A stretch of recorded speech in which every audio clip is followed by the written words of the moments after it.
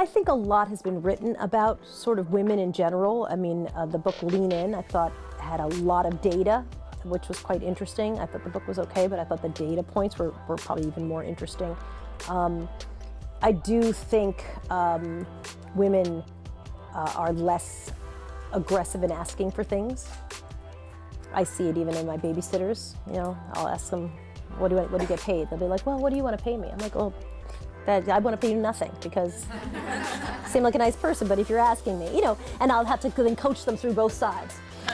So, you know, what are you thinking? Well, I was thinking $10. Well, I've got 4 kids. Seems like 10's kind of low for that. You might want to go, you know. I'm playing myself in this. But, you know, trying to get them to learn, like, it's okay if you feel a certain way to ask for what you want. And sometimes it's just about framing how you want it, right? And you know, storming in and out of offices is never a good idea, or even like, I demand $200,000 a year or I'm out of here. That's not a good strategy, but there's a lot of space. I mean, really, starting to freelance, I learned about this whole world of just negotiation to get to what you want, right?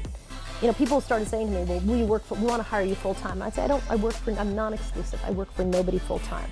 And I said, but I'm sure we can come up with, if we want to, we can come up with a way to make this work. So you might say, listen, they might say, well, you know, we only feel like you're not experienced enough, we're only going to offer you this. I say, great. So then why don't we build something where after 3 months, we review again and we can da-da-da-da. You know, you can put things in. I do it with employees, you know, so that I can get rid of people.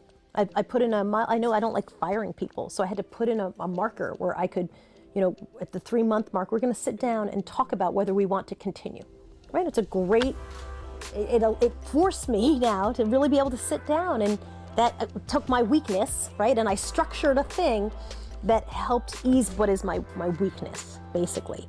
So I would just say negotiations. I think women often have a bad reputation, and I think it's fine to find people and ask them. Right? Go and ask 5 people. And if you were looking, you got a job at such and such, and a lot of these jobs, there's a set amount, this to this. But in other things, there's not. You know, so go find someone who has 3 friends who can tell you what they get paid.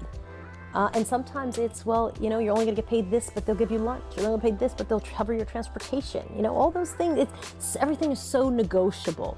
So don't get stuck in that. And then the other thing is, I do believe women, and this is other data point, you know, that confidence gap that they talk about, where you feel like you have to be 90% certain before you say something. And I always challenge people, because I think one of the reasons women do have to be 90% certain, where the data says something like men are 60 or 70% confident about something, is because there's a backlash. If you're wrong, like, that's it. You know, if you go out on a limb and say something and it's wrong, you're in trouble. So my argument would be to make sure you're 90% certain. One of the things that I really do when I report and I anchor is to have tons of data points. Researchers who work with me are always pulling up, what was the exact quote? Don't tell me what they kind of said. What exactly did they say? Find this for me. I want to know exactly what date this happened. I want to know this, I want to know that. I love the data heavy stuff, so that when I walk into a meeting, I have a lot of data points for what I want to do. When I left CNN, well, actually, before I left CNN, I used to anchor a morning show, and they wanted to take me off the morning show, and there had been rumors about it, but no one would tell me anything. It's such a weird time. So the boss brings me in, we're supposed to have lunch, and he brings me into his office, and he actually has a button under his desk that will close the door without him getting up, which is so creepy, right? So I walk in, the door closes. Oh my God. Right? I'm like, okay, this definitely cannot be good. And he says to me, we're taking off the morning show.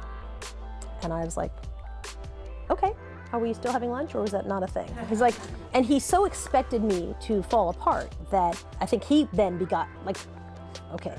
And he said, are you gonna cry? And I said, should I cry? And he's like, no, you shouldn't cry, don't cry, no, totally.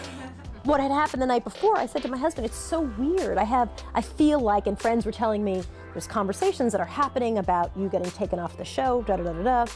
And I was taken off with my co-anchor. And so we kind of mapped out a plan. He's like, well, okay. And my husband's very pragmatic, right? So he's like, all right, so what would you want to do? Sounds like someone's about to open it up. What would you want to do? I'm like, well, you know, I might want to do documentaries. I guess I'd want to do this, I want to do that. And so when I sat down at lunch on a napkin, we drafted a thing. I knew that anchors have or at least at the time that I was there, anchors made more than reporters. The reporters were capped at a certain number, but anchors could go much higher. And so I knew that my title had to be the anchor of such and such, right? So I went into this meeting completely laying the groundwork for what actually would be the part of the career that would absolutely help me in the work I do now. We ended up doing 48 documentaries for CNN over the years. But only because the night before I had kind of mapped out and removing all emotion from it.